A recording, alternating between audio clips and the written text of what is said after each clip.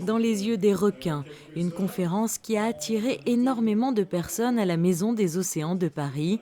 Enfant, Pierre Frolla était terrorisé par les requins comme toute cette génération à cause d'un film, Les Dents de la Mer. En grandissant, l'apnéiste, amoureux de la mer, ne pouvait pas chérir le monde marin et en redouter l'une de ses plus fascinantes créatures. Il est alors parti à la rencontre des requins pour apprivoiser ses peurs.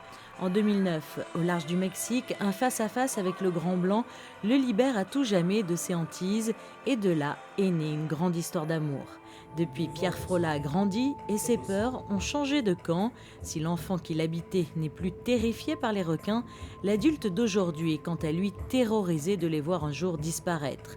Et c'est toujours avec beaucoup d'humour qu'il explique le pourquoi de quelques rares accidents. Si à un moment ils mordent, c'est parce que soit on les dérange sur leur territoire, parce qu'on est chez eux. Imaginez que vous rentriez chez vous après une journée de travail épuisante et il y a 10 personnes qui squattent votre frigo, votre divan et qui regardent la télé avec la musique à fond. Il y a peut-être des chances que vous soyez énervé. C'est la même chose, les requins, ils sont tranquilles chez eux. Et puis, on vient tous, on fait du surf, on saute, on plonge, on les dérange. Alors si ce sont des requins de passage, ils n'ont qu'à fuir. Mais par contre, si ce sont des requins qui sont à un endroit bien précis parce qu'ils se nourrissent, parce qu'ils se reproduisent, parce qu'ils se cachent, parce qu'ils se reposent, il y a des requins qui ont besoin d'être dans des endroits bien précis pour dormir, parce qu'ils ne nagent pas, ils se posent dans des endroits où il y a du courant. Mais si dans ce courant il y a des vagues et sur ces vagues il y a une centaine de surfeurs, forcément, à un moment, qu'il y a une lutte territoriale. Mais ils sont chez eux. Qu'est-ce que vous feriez, vous, à ces 10 personnes qui sont chez vous en train de squatter votre frigo? Moi, je sais ce que je ferais. Pleinement investi dans la cause des océans, Robert Calcagno anime régulièrement des rencontres internationales sur la sauvegarde des requins.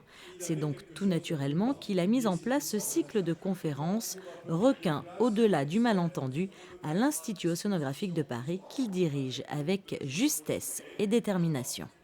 Vous venez juste de me chercher, j'étais dans une réunion avec des ONG européennes. Nous avions de nombreux parlementaires du Parlement de Strasbourg pour travailler sur l'évolution de la PCP, la politique commune des pêches, et faire ce mélange, faire en sorte que Monaco apporte sa contribution dans ces évolutions de règlements européens, c'est tout à fait important.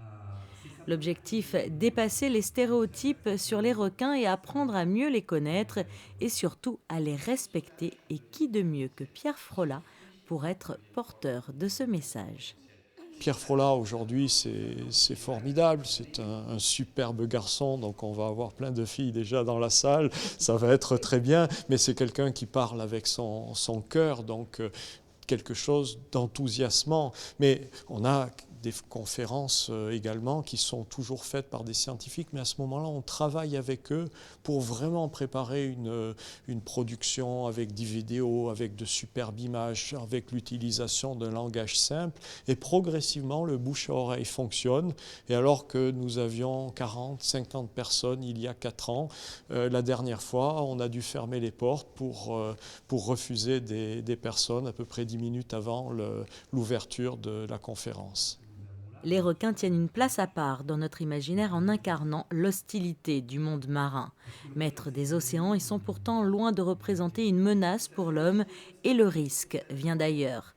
Leur pêche intensive met en danger leur survie. Si les requins venaient à disparaître, c'est tout l'écosystème qui s'en trouverait perturbé. Alors respectons-les et protégeons-les.